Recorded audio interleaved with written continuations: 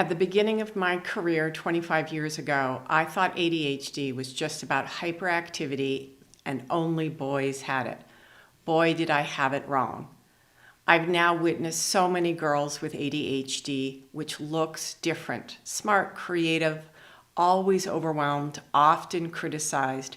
If you've ever felt like something was off but you couldn't put your finger on it, this is for you. The truth is ADHD in girls manifests with different characteristics. They're often mislabeled as too sensitive, lazy, daydreamers, and it's destructive to their mental health. In fact, nearly 75% of women with ADHD go undiagnosed until adulthood, leading to lower pay, higher risk of depression, even increased risk of unplanned pregnancies. So it's really important we address this. Unlike boys, girls with ADHD often internalize their struggles, feeling guilty for not being good enough or overwhelmed by small tasks. Studies show that girls are 3 times more likely to be underdiagnosed, mislabeled as emotional, perfectionist. They often feel broken, but the problem is in their brains, not in their minds. So what happens when girls get diagnosed? The traditional route involves usually a diagnosis with medication, a stimulant, and hopefully cognitive behavioral therapy. And studies show that stimulant medication can reduce symptoms by 70 to 80% in the short term. And CBT is really about managing emotional regulation and learning those skills they need to be able to focus and get tasks done.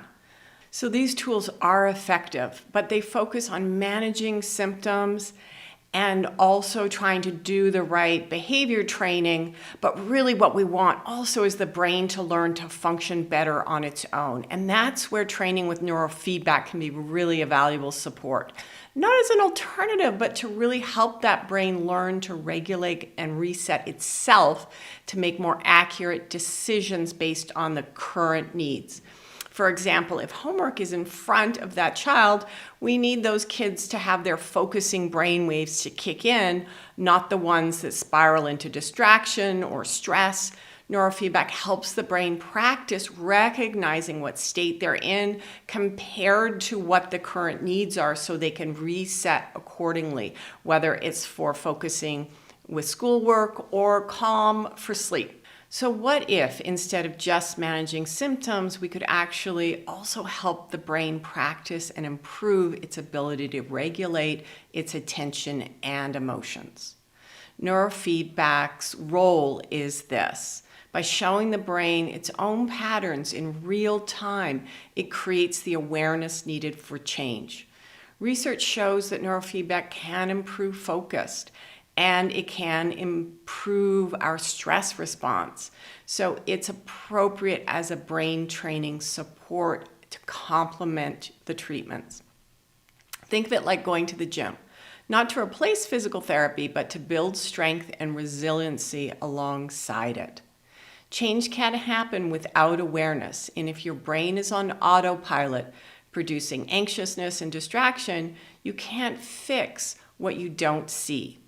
And so neurofeedback acts like a mirror, showing the brain its habitual patterns from hyperactivity to anxiety.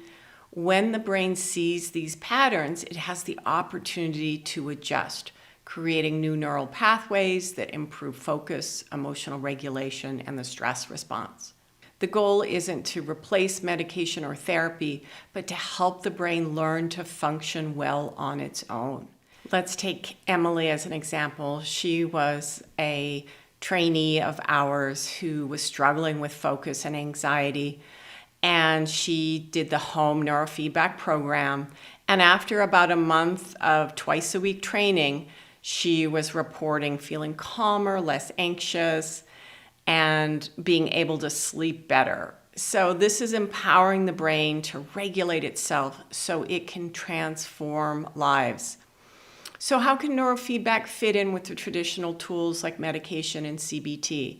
By supporting the brain's ability to self-regulate, neurofeedback can make it easier for girls to benefit from the therapy and in some cases really make the big difference in terms of the results and speed of change. It's like building a better foundation for focus and mood regulation. So everything can work better. When you have a brain that's in the present moment, it can utilize its tools so much better. So here are some first steps for supporting your daughter. Step 1 is to educate yourself on ADHD in girls, know the signs. Step 2, explore brain training with neurofeedback as a support to help focus better and manage those emotions. Step 3, build a support system. Talk to teachers, find resources, and normalize the conversation. Do you want to see how neurofeedback can support your daughter's ADHD? Click on the link that describes a free guide to brain training to support kids with ADHD. Don't forget to like and subscribe and share the video with anybody you think might benefit from it. Remember, ADHD isn't just hyperactivity, and with the right supports, your daughter can thrive. Thanks for watching, and see you next time.